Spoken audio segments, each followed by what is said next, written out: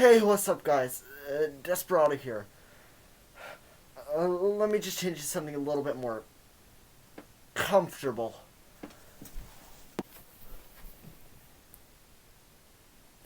About 3 weeks ago, I made a video on what the most ideal Pokemon game would look like. And after making that, I made the mistake of watching Game Freak's Legend of Arceus trailer. And you all saw what happened after that. Yeah, like that. As you can tell, I was not happy. And I know what I can do to cheer myself up. Playing some video games and talking about features that would make the best Pokemon game.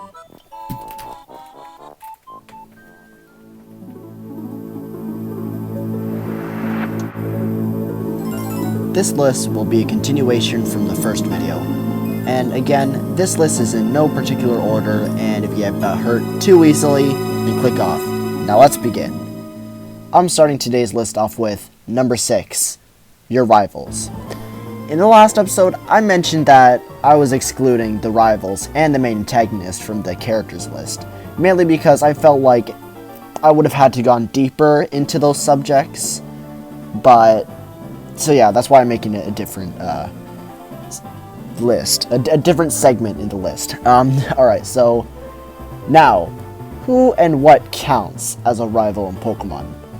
Typically, your main rival is usually your childhood friend or some arse you knew when you were younger, but there's also rivals in some games that you never knew personally and they just hate you. Or, again, you never knew them and they just become your best friend. Now, what would make the best rival for a Pokemon game? In most of the early Pokemon games, your main rival was kind of a jerk. And in most of the games now, they're more like friends. Hell, in most of the games now, you have at least 3 rivals. Am I really that annoying? So, what does this all have to do with making the best rival? Quite a lot, in fact. Okay, so let's say for a Pokemon game to be good, you're going to need the minimum of 2 or 3 rivals. Above that, that's just way too much.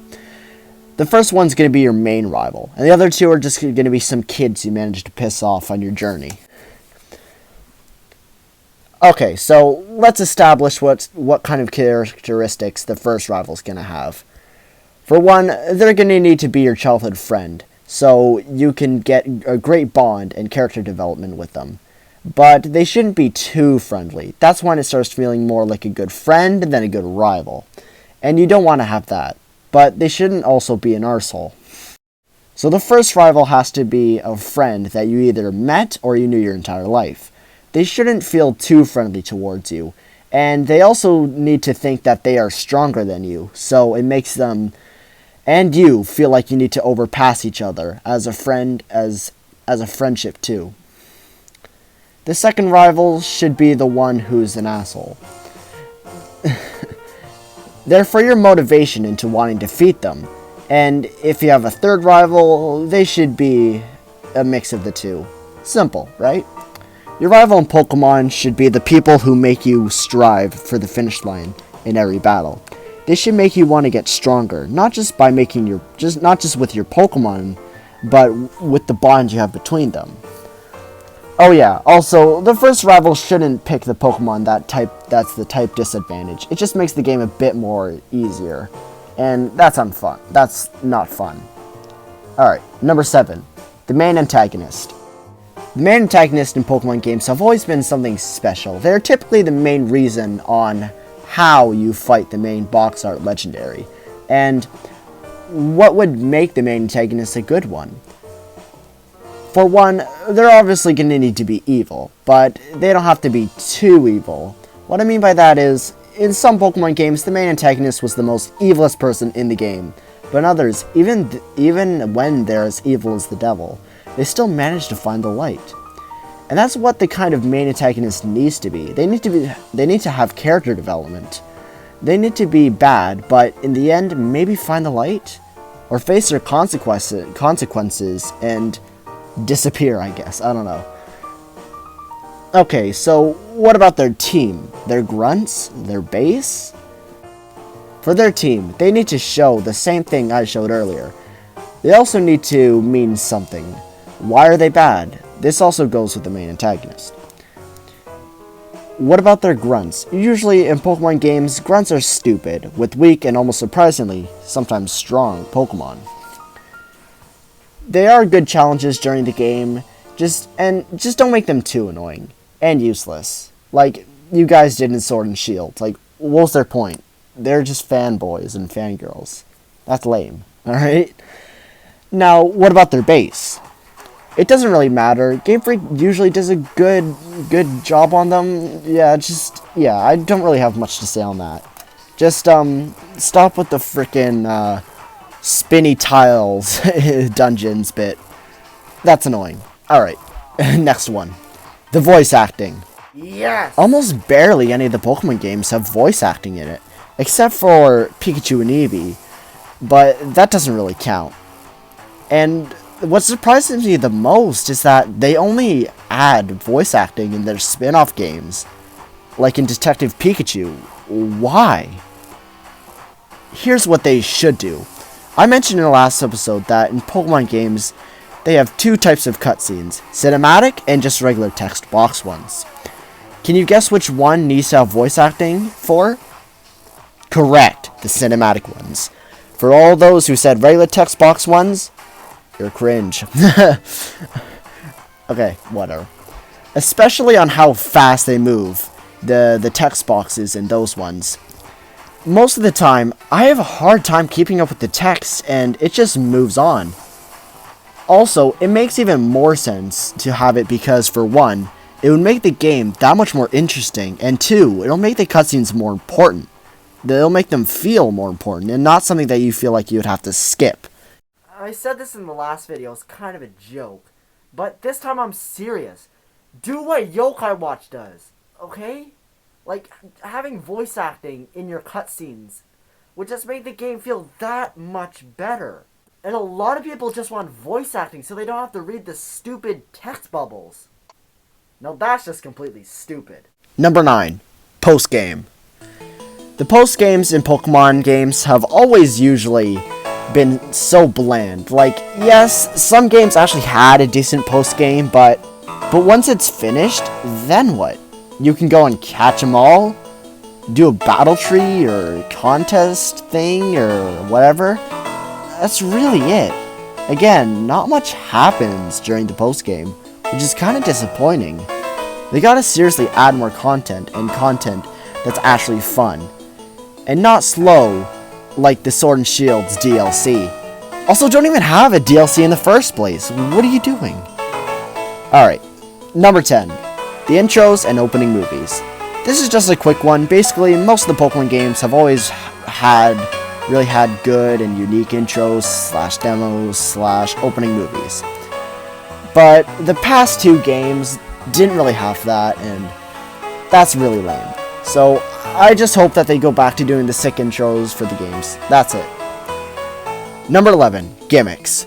What I mean by this is what new features they add into the games to make them more interesting, like, for instance, adding co-op, triple battles, Pokemon calling out for allies, regional variants, Mega Evolution, Z-moves, Gigantamaxing, and so much more. Pokemon games ever since X and Y almost needed to have sick gimmicks like Mega Evolution now, just to improve their battles. All the mainline games after it has had their own version of it, like in Sun and Moon with Z-moves, and in Sword and Shield with Gigantamaxing. So it seems like that any new mainline Pokemon game needs to have a new gimmick like these. So let's just see what Legend of Arceus has in store for us. The music. No matter what generation of Pokemon games music you're listening to, from the adventurous 8-bit beats from Gen 1 or the lively music in Generation 8, it's all amazing. Game Freak really goes out when it comes to music in their games. So all I'm asking for there in the future is to just have another killer soundtrack. Alright. Number 13. And finally, the story. Oh boy, this is a big one. It's taken up like 3 pages of my script here. Alright. Back to the video. The story of a Pokemon game is one of the most important things to have in a Pokemon game. Nowadays, every Pokemon game has a story, but back in 1998, all they did was just have your character be sent out on their own to catch every Pokemon and do the gym challenge. Yes, there was a little bit of story with your rival, the gym challenge, and Team Rocket, but it was very minor compared to something like Sun and Moon or Black and White, which stories were more than just going in gym challenges, beating your rival, and defeating a secret organization, and then becoming the champion. I know that already sounds like a lot, but in retrospect, not really. Now, don't take my word to 100% on this example, because for one, I haven't played the game and I'm about to talk about, and for two, I'm just quickly skimming and scamming through this Wikipedia article on it. Okay, so for the example, in Pokemon Black and White, their story, once it ended, in the first game, it continued to the second game from Pokemon from Black 2 and White 2. The character N and his insane father really brought this game's story together, and is why most people say this game has the best story. And more Pokemon games should have a story that makes you feel how Black and White did to a bunch of early Gen Zs back in 2010. The problem I'm finding that Game Freak isn't doing too great on it at the moment is their imaginization in the story of their latest Pokemon games. Like, in Let's Go games, just another remake in the Kanto region. And look at Pokemon Quest, what's the backstory behind this? I got it. Squares. And in Pokemon Sword and Shield, their main story was basically, okay, there's this guy who works at a power plant, and he wants to awaken the evil Pokemon for energy or something, I don't know, and that's bad because it's bad, so we have to stop him. But before we even do that, we have to complete the gym challenge, who was endorsed by the champion Leon. And meantime, we learn with Sonia about some evil darkest day that happened hundreds of years ago, and for some reason they all connect to the main villain of the game, somehow. So then you go to the main champion challenge, but uh-oh, the darkest day is happening again, so you have to go help the champion Leon to stop it.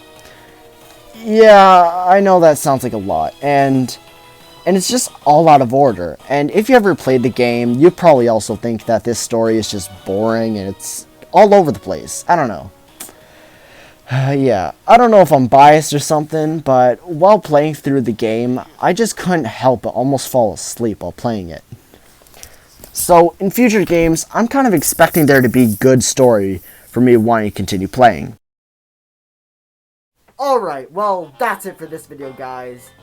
That's everything that you would need to make the best Pokemon game. Now Game Freak better be listening to me this time, because they better be adding all the stuff that I listed in this episode and the last one into their next game, Legends of Arceus. Alright, see you guys later.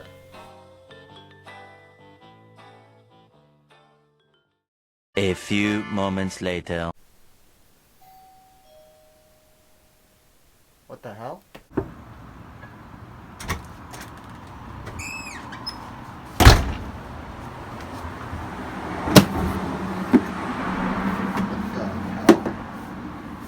I didn't order anything.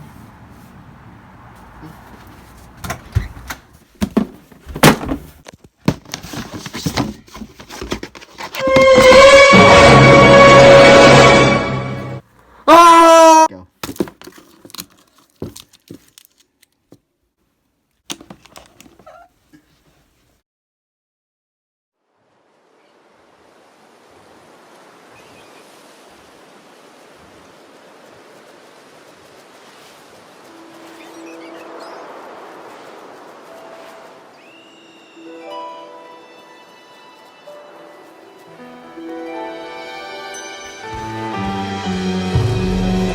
This game is garbage.